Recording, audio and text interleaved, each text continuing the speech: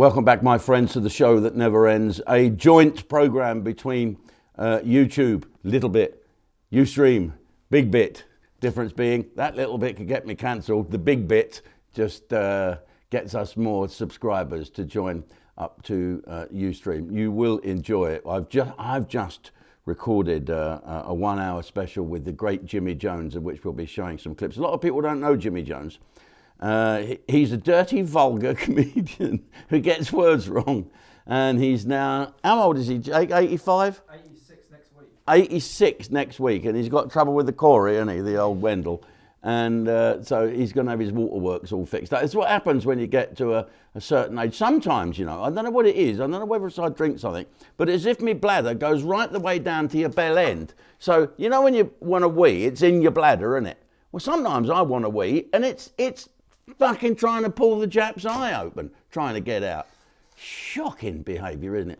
I remember years ago in the 1970s, you remember when I was doing those jokes about Chalky, right? And this is not a racist joke, listen to this, but I'll do the voice as well. God forgive me, he's doing blackface voices. Yeah, okay. Me and Chalky stood on Westminster Bridge having a wee into the river. And I said, yeah, Chalky, that water down there is cold, isn't it? Yeah, deep too. How the fuck is that racist? I wish I was Chalky rather than me. But I did another one, the awful one, about a woman pissing into a canoe. And a man shouts up, "Oi, you're pissing in my canoe." She said, "Sorry, I thought that was my reflection." Especially if there was a little man in the boat. There was loads of jokes like that. Chalky, don't stand too close to the edge of the platform on the underground station. If a train comes past, it could suck you off. Come on, train! I didn't even do the accent there, my bottle's gone. Right. Talking of people of colour, can you say that? People of colour? I hate that fucking word. What colour are they then? Purple? Oh, here's a thing. I hear there's a new colour purple being made, and I nearly got threatened to be taken to it the other evening. I'm not going to go and see that, a remake. I didn't even like it when Guppy Wahlberg was in it, whatever her name was. But it told me it's Steven Spielberg's remaking it, so I might actually go and see it. Do you like Steven Spielberg? What was his first film? Do you remember the film that made him famous? It wasn't Jaws, it wasn't mine. It was a film about a geezer driving a car along and his truck attacked him. It was as if the truck was a living thing. Anyway. It's a good film. Let's move on. What do you know of a geezer called Martin Bashir? Does he still work for the BBC? Does he? I'm not sure. He did this, well, apparently now, there was a bit of a cover-up going on, wasn't there? The BBC, about Princess Diana. And the BBC has now finally released thousands of documents related to the controversial 1995 BBC panorama. That was it, panorama. Between Princess Di and him, Martin Bashir. I wonder what his real name is. Fred Smith. Martin Bashir. Right, they've now released all this stuff after being ordered to by a judge and wasting more than 200,000 of licence payers' money trying to keep them secret. Well, they ain't worth any of mine because I'm not paying me fucking. I don't have the BBC. I haven't got an aerial anymore, so I don't have to pay, do I? Well, I'm not fucking paying, so there we are. Give me address, come round. Do you know what's just happened here as well?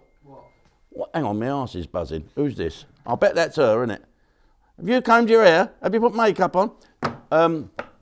You know Vicky? Yeah. She's only gone across the Dartford Tunnel without paying, that's all, the Dartford Bridge. Oh, no. Yes. How much do you reckon her ticket? £50. 107 quid. Fucking hell, you could have bought a speedboat and gone across it from there. Who's ringing me here, dinging me here? Oh, it's Vicky Nash. I've got another story. Right, so let's have a look. Bashir. Right, apparently he did some skullduggery to trap Diana, didn't he? And the BBC, right, they got to be involved, and they covered up the scandal. And now the released documents, which the BBC said, oh, they're irrelevant.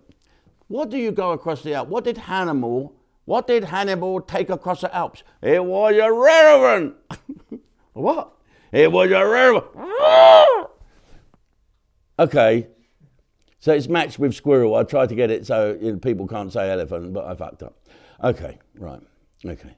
I don't know what the BBC is trying to cover up, but they're trying to cover up something. You know, was it Bashir? was it Bashir, did he trap Princess Diana? Apparently he sent messages right up until 2020, which he claimed racism was involved in the questioning of how he got the interview. So when they said, how did you get that interview? Is it because you're black? Oh, I knew racism would come into it. For fuck's sake, get a life. It's racism, says Martin Bashir. Of course he fucking did. Unbelievable. We obviously know, right, that he used massive deceit, right? Yeah, they reckon he faked bank statements showing them to be her brother, Earl Spencer. The whole thing stinks and the corporation will have to spend thousands more of our fucking money on it. Ridiculous. It's ridiculous. Why are we bothering? I think they've all gone fucking mad, the BBC. I don't like that Martin Bashir. Now, was he hoodwinked by Diana? I think Princess Diana was quite manipulative.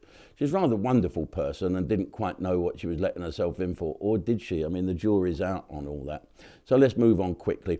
Here we go. I saw a thing today that was quite scary on GB News.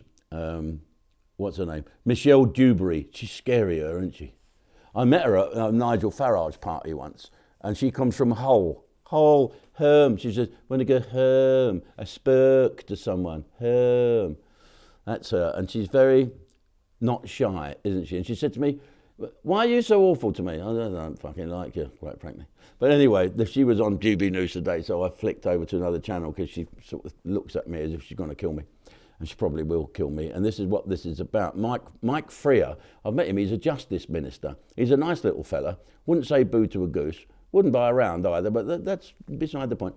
Right, he's standing down as an MP, right, over threats. And where have the threats come from? Let's have a guess. Is it the Jewish people? No. Is it the black people? No. Is it Indian people? No. Sikhs? No. Football fans? No. What about no? Anyone? No. Maybe some? No. Nope. Let's have a fucking guess, folks. Who's doing it? Islamist threats, right? Someone threw a petrol bomb through his, what's his name? Flap. Through his flap. Oh, don't laugh. It's not supposed to be funny. Stop making me laugh, you fucking idiot, or I'll banish you back to Cornwall, Norfolk. Right. He's the MP for Finchley and Golders Green. Do I need to say any more? A lot of people from Finchley and Golders Green are Jewish people live there. A lot of Orthodox Jews walking around as well. It's a splendid sight. But he was targeted by, of course he was, Ali Harbi, right, who went on, right, this bastard, to stab Sir David Amos. Now, if anyone met David Amos, you wouldn't stab him. You'd make him a cup of tea and a sandwich. He was such a nice bloke. Right, so our man now has received stabbing threat from a group of Muslims against Crusaders. He's found Molotov cocktails, made up ones, on his office steps. His constituency office was targeted in an arson attack. His staff are all now wearing stab-proof vests. Now, what the fuck is all that about? Because he has supported the Jewish community in his constituency. What the fuck is happening in this country when our elected officials are fearing for their lives against Islamists? Islamists. No, isn't it? But no. What about the rest of it? No. No. Indians? No. Football? No. Traffic wardens? No. Foreign agents? No. Islamists. Now, you know me and religion. I lived in a Muslim country. I've got lots of Muslim friends. I have a daughter-in-law. I understand what they're all about. It is a peaceful religion, but it's supposed to be a peaceful religion. But there's a load of people that's causing fucking grief. And, you get these statements on there, not all Muslims are terrorists. But most of the terrorists seem to be Muslim at the moment, don't they? What are we going to do about it, right? Where we cannot protect our elected officials from Islamist threats in our country, a Christian country. Prince Charles summed it up, and King Charles says the same. He wants to be the defender of faiths, which is a bit silly because there's only one faith. One has a faith in something. So let's have a look. Let's move away from Islam for a second. This channel doesn't point its finger at anybody. It just seems that it's relentless. So let's talk about this fucking idiot who douses a mother and her children in acid in Clapham, jumped in the car and smothered her right, in acid. Everyone else that joined it all burnt them as well. Okay, now. Oh, he's been named. And yes, you've guessed it. Abdul Shakur Azidi. Here's a picture. What is our country coming to? How did he get in? Why was he not vetted? Why? What's going to happen to him? Is he going to be sent anywhere? No, we've got 30,000 asylum seekers here, illegal people that came in on boats that are on bail. We can't send them anywhere. We can't do anything. We are fucked. We might as well all get on those boats. When they come, just say, leave them boats here, lads. We'll fucking take them and go to France. Well, you don't want to go to France because a farmer will dump a load of fucking all shit all over you off the back of his thing. Okay, I've got to leave you with this before we turn the page. Nicola Sturgeon. Oh, my God. Did you see her at the COVID crying? Oh, Fanda Bidozi. Yeah, fuck you know. They reckon she's such an actress she could cry out of one eye. Right, little tin pot dictator, she fucking loved doing everything. Everything she could do to lock down harder and harder than England. She had to prove a point. We're not Britain, we are Scotland. So why don't I just fuck the whole of the people's lives up here just to prove a point? Her tears are fake, isn't she? And she wiped all her WhatsApp messages during the time. Convenient that, isn't it, eh?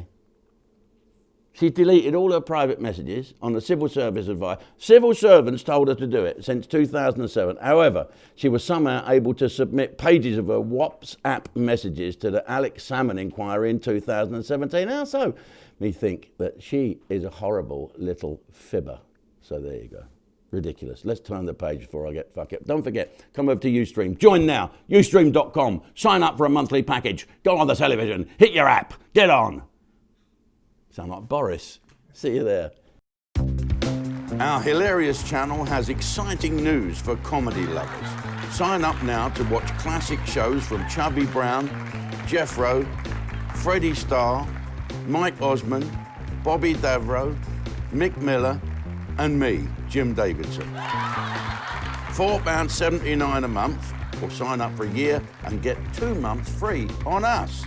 Visit Ustream.com or download our app. You will love it.